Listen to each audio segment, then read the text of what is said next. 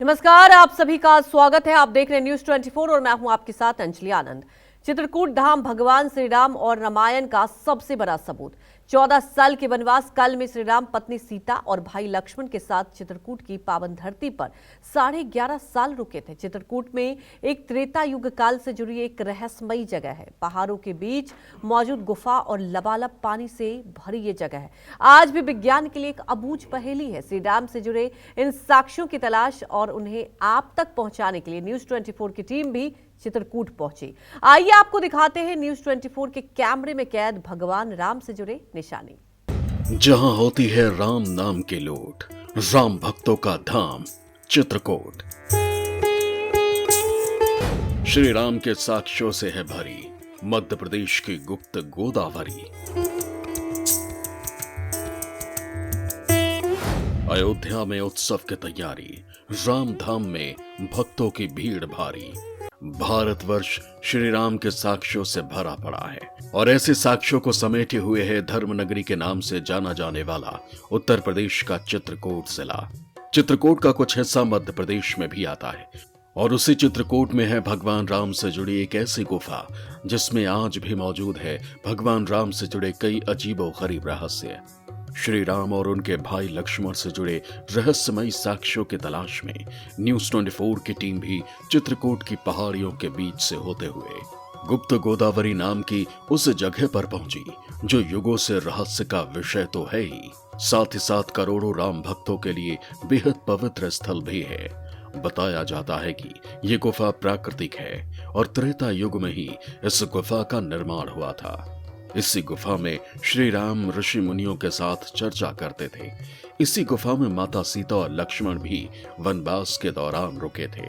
इसी गुफा में गोदावरी नाम का भी प्रवाह होता है जो खुद में एक रहस्य है और इसी वजह से इस जल प्रवाह को गुप्त गोदावरी का दर्जा मिला। हम पहुंच चुके हैं मध्य प्रदेश के चित्रकूट इलाके में, जहां एक गुफा के अंदर गुप्त गोदावरी अवतरित होती हैं। कहा जाता है कि रामायण काल में जब भगवान राम 14 वर्ष के वनवास के लिए निकले थे तब 11.5 वर्ष इसी चित्रकूट में बिताए थे। जिस गुफा में राजा राम दरबार लगाते थे हम उसके भी दर्शन आपको कराएंगे। साथ ही गुप्त गोदावरी का उद्भव और उद्गम कहाँ से कहाँ के लिए हुआ है ये भी हम आपको दिखाएंगे। गुप्त गोदावरी आज भी लोगों के लिए रहस्य बनी हुई है क्योंकि जल प्रवाह जमीन से लगभग 60 फीट ऊपर बनी गुफा से होता है और आज तक कोई इस बात का पता नहीं लगा पाया है कि आखिर गुप्त गोदावरी से जो जल निकलता है वो आता कहां से और जाता कहां है।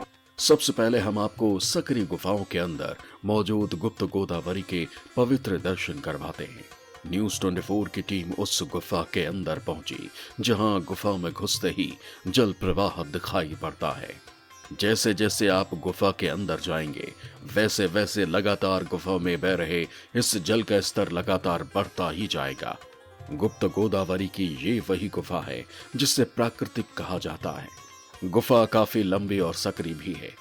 जमीन में मौजूद नुकीले कंकड़ और पत्थर दर्शनार्थियों के लिए दिक्कतें पैदा करते हैं, लेकिन श्री राम की भक्ति के आगे सभी रुकावटें शून्य हो जाती हैं।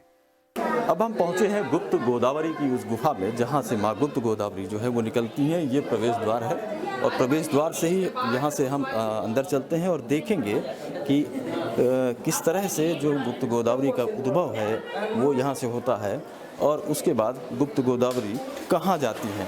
तो आप ये देख सकते हैं जो जल है, जल यहाँ से आपको मिलना शुरू हो जाएगा और जैसे जैसे हम आगे बढ़ते हैं उसके बाद लगातार ये जो जल है इसकी जो जल स्तर जो इसका है ये लगातार बढ़ता जाएगा।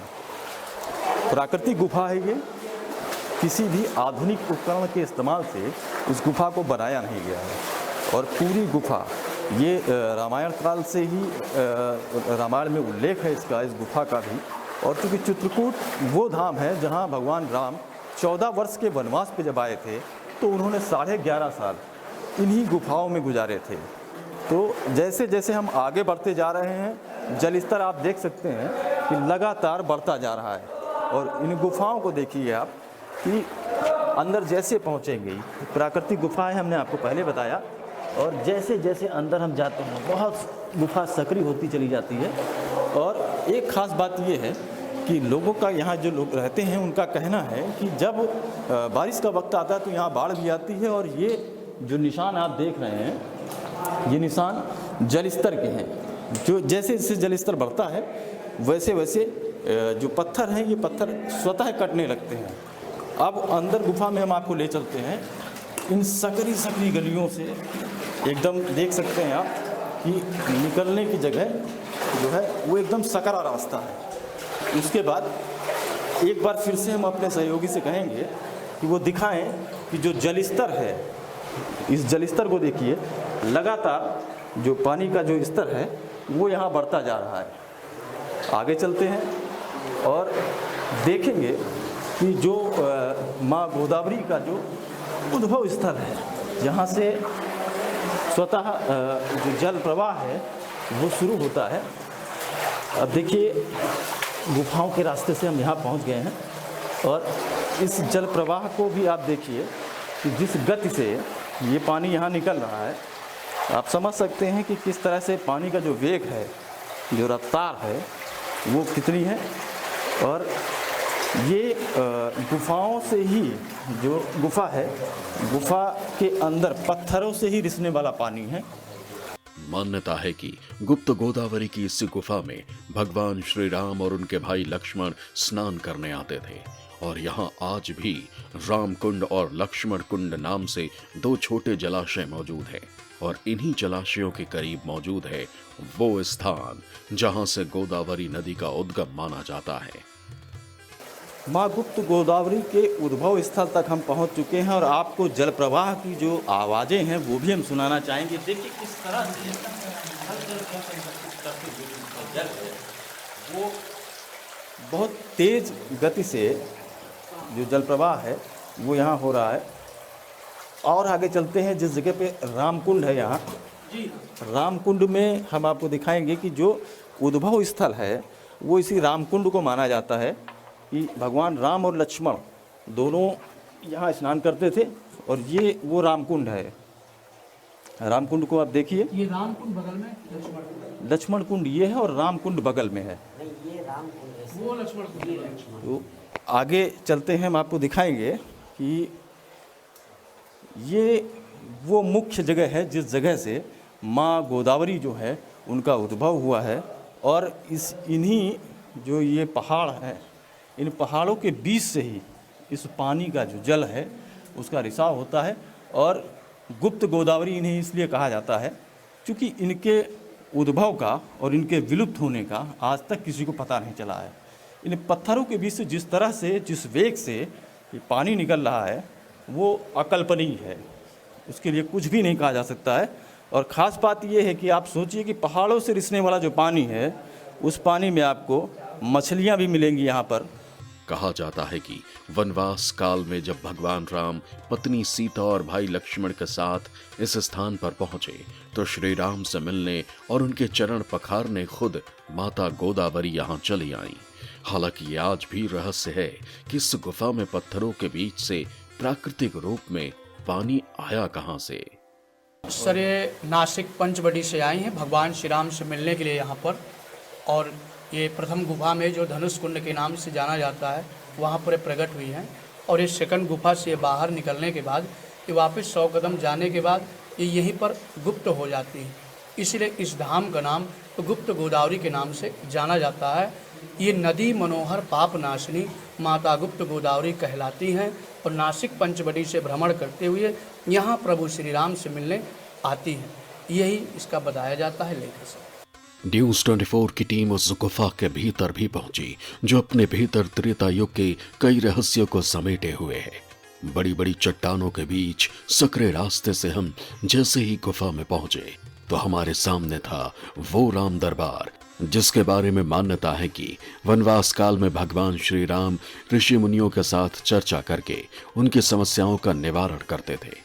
कहा जाता है कि राक्षसों के आतंक से दुखी और भयभीत जंगलों में रहने वाले तपस्वी इसी जगह पर श्री राम से मिलते थे और गुफा के बीच में लगता था भगवान राम का दरबार।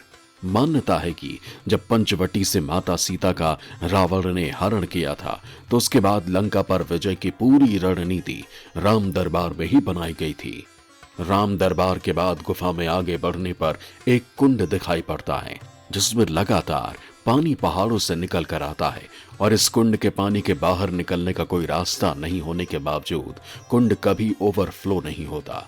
यहाँ मौजूद पुजारी ने बताया कि ये वही कुंड है जिसमें वनवास के दौरान माता सीता स्नान करती थी, इसलिए इस कुंड का नाम सीता कुंड पड़ा। यहाँ भगवान राम के जब वनवास में आए थे तो यहाँ एक ऋतुकेतु नाम के ऋषि मुनि तपस्या करते थे। तो उन्होंने भगवान राम से बताया कि प्रभु यहाँ एक राक्षस रहता है मयंक नाम का, जो हम लोगों को अत्यंत प्रताड़ित करता है। जो राम नाम की पूजा करता है राक्षस उसको मार के खा जाता है। निश्चर निचल सकल मुनि खाए, सुन रघुवीर नयन जल छाए। जब प्रभु श्री राम ने ऐसा सुना तो उनके आंखों में आंसू आ गए और उन्होंने क्रोध में प्रण किया कि निश्चर हीन में भुज उठाए प्रणकीन, सकल मुनिन के आश्रम जाए जाए सुख दिन। कि जब तक मैं ऋषि मुनियों के यहाँ से राक्षसों का विनाश नहीं कर दूंगा तब तक मैं यहाँ से नहीं जाऊंगा। एक बार सीता जी कुंड में स्नान कर रही थी, तब ये राक्षस आया और सीता जी के दिव्य आभूषण चोरी करके भागने लगा। तब लक्ष्मण जी ने देखा और इसको सप्तवेदी बाण मारा और श्राप दिया कि जा दुष्ट तू पाषाण का हो जा। जब ये पत्थर का होने लगा तो भगवान राम से विनय किया कि हे प्रभु मर्यादा पुरुषोत्तम श्री राम, मैं पत्थर का तो हो जाऊंगा लेकिन जो कलयुग आएगा उस कलयुग में मेरा भोजन क्या होगा। वो मर्यादा पुरुषोत्तम थे, मर्यादा भंग करना उनका काम नहीं था।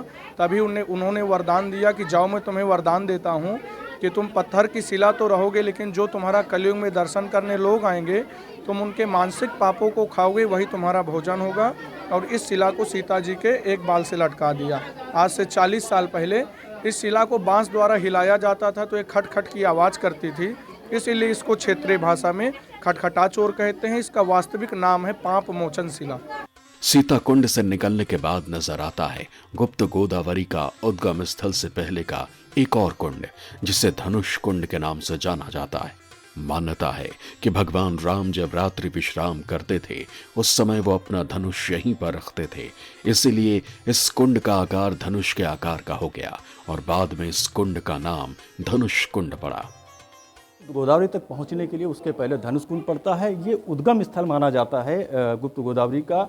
देखने में पानी भले ही थमा हुआ लग रहा है लेकिन पानी ये बहता हुआ है। इससे आज भी जल प्रवाह जो है वो निरंतर जारी है। और यहाँ जो पंडित जी हैं हम उनसे बात करेंगे कि आखिर जो ये धनुष कुंड कहा जाता है, धनुष कुंड किस वजह से कहा जाता है इसको? ये गंगा गोदावरी, ये नासिक पंचवटी, ये महेश गौतम ऋषि की पुत्री गोदावरी थी। जब भगवान राम चित्रकूट आए तो दुनिया भर के देवी देवता भगवान राम से मिलने के लिए चित्रकूट आए। तो ये गोदावरी सीता जी की नारियल पचमायकी की सहेली थी। तो जब इनको गोदावरी को मालूम चला कि भगवान राम चित्रकूट में हैं, अपने पिता से बोली, हे पिता अगर आपकी आज्ञा हो तो मैं भगवान राम से मिलने के लिए जाना चाहती हूँ चित्रकूट। उनके पिता मना किए, बेटी मैं भगवान राम को ही नासिक बुलाऊँगा, तुम यहीं मिल लेना। वो नहीं मानी, अपने पिता से बिना बताए चोरी करके यहाँ आई और प्रकट हुई। भगवान के कुंड का जो आकार है वो धनुषाकार। जब वनवास काल में भगवान राम आए तो एक बार अपना यहाँ धनुष रखे तो ये धनुष कुंड बन गया। जब रात्रि के समय विश्राम करते थे तो इसी जगह में अपना धनुष रखते थे। जब धनुष रखे तो पत्थर पूरा धीरे धीरे करके मोम की तरह पिघलता गया और धनुष का आकार बनता गया, ताकि हम लोग कल युग में देख सके कि भगवान आए और यहाँ अपना धनुष रखे, कुछ निशानियाँ छोड़ के गए। साफ तौर पर देखने को मिल रहा है कि ये जो इलाका है जो आप नीचे देखेंगे ये धनुषाकार है। और जो पौराणिक मान्यता है उसके मुताबिक यहाँ भगवान राम ने जब वनवास के समय में थे उस जगह धनुष रखा था, इसलिए ये जो है इलाका जो है ये पूरा ये धनुषाकार हो गया। उसके ठीक ऊपर भी हम आपको दिखाएंगे कि ऊपर भी धनुषाकार है। मान्यता के मुताबिक ये है कि जब भगवान श्री राम यहाँ रात में सोते थे तो उस वक्त जो धनुष था उसको ऊपर रख देते थे, जिसकी वजह से जो पत्थर है वो आज भी जो है वो धनुषाकार बना हुआ है। तो हमने आपको दिखाया किस तरह से जो सीता कुंड है वो, उसके बाद धनुष कुंड, चूँकि जो उद्गम स्थल है माँ गोदावरी का वो यहीं से होता है। अब इसके बाद हम गुप्त गोदावरी तक चलेंगे और वहाँ दिखाएंगे कि आखिर जो पहाड़ों के बीच से पानी निकलता है वो किस तरह निकलता है और उसके पीछे की असल वजह क्या है, ये भी हम जानने की कोशिश करेंगे। इस गुफा में एक और चीज दिखी जो बहुत ही रहस्यमयी थी। गुफा के छत की ओर एक लटकता हुआ पत्थर दिखाई पड़ता है, जिसके बारे में कहा जाता है कि जब एक दिन माता सीता कुंड में स्नान कर रही थी तो मयंक नामक एक राक्षस ने माता सीता के दिव्य अस्त्र और गहने चोरी कर लिए। ये बात जब लक्ष्मण को पता चली तो लक्ष्मण ने शब्द भेदी बाण मारकर पत्थर में बदल दिया और माता सीता के एक बाल से बांधकर उसे ठीक इसी जगह पर उल्टा लटका दिया।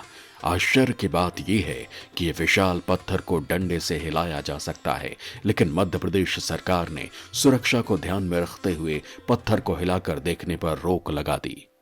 अब हम इस समय जिस जगह पर पहुंचे हैं, ये जगह दरअसल माता सीता जब स्नान कर रही थी तो मयंक नाम के एक राक्षस ने उनके जो दिव्य आभूषण थे उनको चुरा लिया था, जिसके बाद लक्ष्मण ने शब्दभेदी बाण मारकर जो मयंक राक्षस था उसकी मौत हो गई शब्दभेदी बाण मारने से। और उसके बाद जो श्राप उसको मिला, सीता जी के एक बाल से यहाँ पे उसको उल्टा लटकाया गया और वो पत्थरों का बन गया था। ऊपर हम आपको दिखाना चाहेंगे, जो ये आप देख रहे हैं जो काला पत्थर है ये ठीक उल्टा लटका हुआ है, कोई सपोर्ट नहीं इसमें, कुछ नहीं, और ये पत्थर हिलता भी है। पूरी गुफा में जब हम निकले हैं तो हमें सिलेटी रंग के पत्थर मिले हैं, लेकिन ये एक इकलौता पत्थर ऐसा है जो काला है। न्यूज़ 24 संवाददाता योगेंद्र प्रताप सिंह गुप्त गोदावरी के उस हिस्से तक भी पहुंचे जहां गोदावरी को विलुप्त माना जाता है।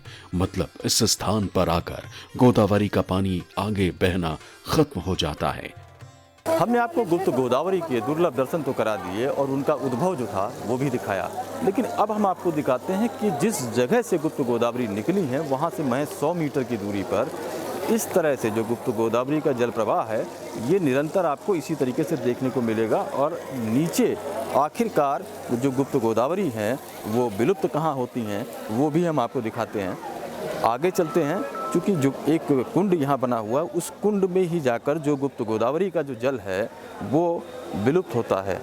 लोगों का कहना ये है कि जो जल प्रवाह आप देख रहे हैं ये निरंतर इसी तरह से जल प्रवाह चलता रहता है और ठीक सामने वो जो कुंड है उस कुंड में जाकर ये गुप्त गोदावरी का जो जल है वो विलुप्त हो जाता है। जिस वेग से, जिस रफ्तार से ये पानी निकल रहा है और सदियों से इस तरह से पानी निकलता हुआ यहाँ आया है, तो उसको देखकर साफ तौर पर लगता है कि वाटर सोर्स क्या है, कहाँ से ये जल प्रवाह होता है। हमने अंदर जाकर आपको ये भी दिखाया कि जिस तरह से जो गुप्त गोदावरी का उद्भव जिस जगह से हुआ है उसका वेग कितना है, इस जल का वेग कितना है। बावजूद इसके इस कुंड में जाने के बाद अगर जल विलुप्त हो जाता है तो वो अपने में एक अचरज है। तो जिस रहस्य की हम बात कर रहे थे, गुप्त गोदावरी के इस रहस्य को आज भी लोग रहस्य ही मानते हैं।